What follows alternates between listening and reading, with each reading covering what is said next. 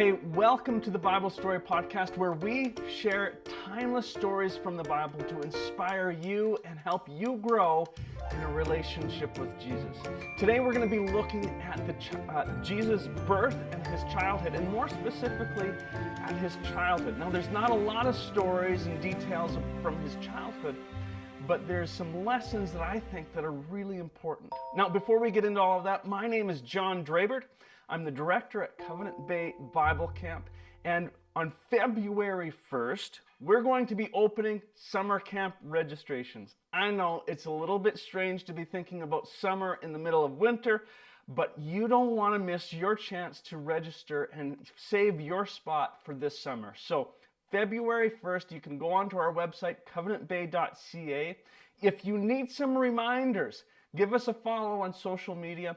We're going to be posting about that quite a bit here in the next few weeks so that you can be reminded, and please invite a friend to join you. Okay, so a bit of background on Jesus' childhood. He was born to Mary and Joseph in Bethlehem. Now, shortly after his birth, they had to flee to Egypt because King Herod, who was the ruler at that time, wanted to kill all the babies, including and most specifically the coming Messiah, Jesus Christ. So they fled to Egypt, they found safety there, and when King Herod died, they returned, and Jesus grew up in Nazareth.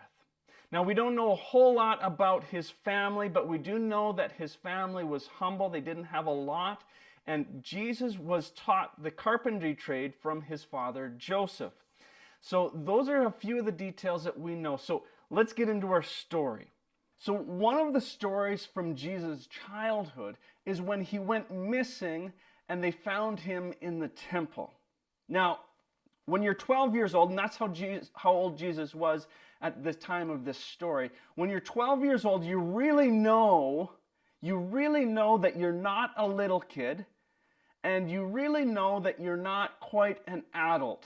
You're not a big kid. And so you're in between the two worlds. And so you want to kind of explore some of your independence, and at the same time, you really aren't old enough to be out on your own. Well, Jesus went missing, and they were he and his family were in Jerusalem for the Passover celebration, or the feast. And when things were all over and everything was wrapping up, Jesus was not with his family. So you have to understand that there's a difference culturally today than when Jesus was growing up, okay? So when Jesus was growing up, when they traveled together, they would travel in these large family and friend groups, partly for protection, partly because it was more fun.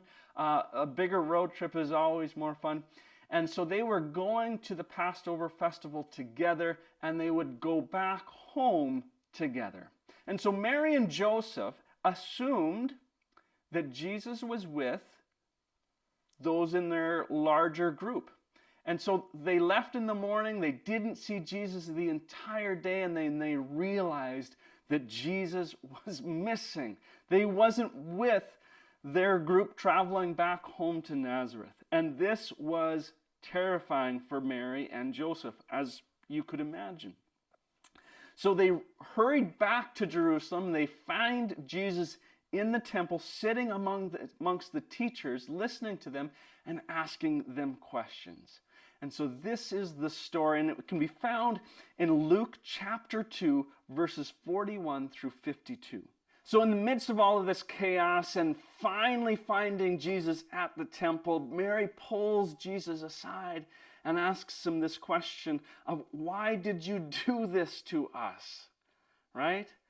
And you can kind of understand Mary's question, like Jesus should have been with his family. But yet Jesus has this wonderful response, very much childlike still, and yet full of wisdom. It says this, but why did you need to search? This is Jesus speaking to Mary. Why did you need to search? He asked. Didn't you know that I must be in my Father's house? So this incident shows us just how devoted Jesus was to God and his mission. His response to his mom also teaches us that we should prioritize our relationship with God above everything else. And so what's the application today? Know your place. Prioritize your relationship with God by spending time with him and mentors and teachers. You can spend time with, when you spend time with teachers and mentors and asking them questions just like Jesus did, you will learn good things about God and how to live your life for God. Proverbs 12:15 says this, "Fools think their own way is right, but the wise listen to others." Jesus has some great examples of him spending a lot of time with God the Father in prayer. In fact, he loved spending time with God. Later on in his adult ministry, he really didn't have the pleasure of being in the temple long enough or private enough to be spending a lot of time in prayer there.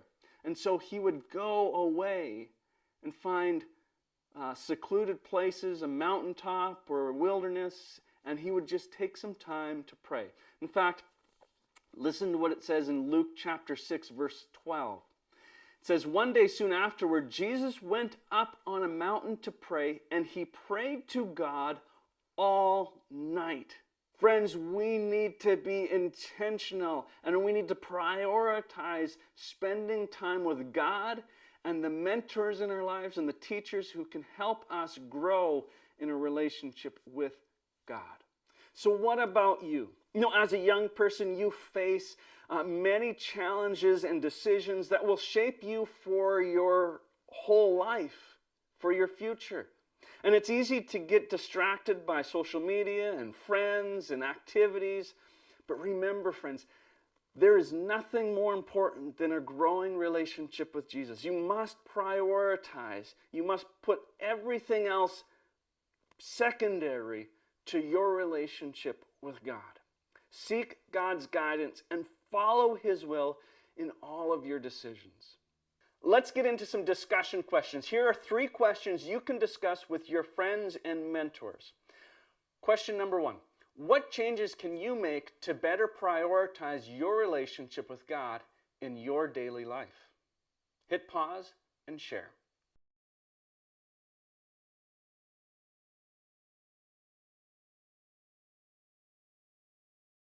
Question number 2. What distractions do you need to eliminate to focus on serving and growing with God? Hit pause and share.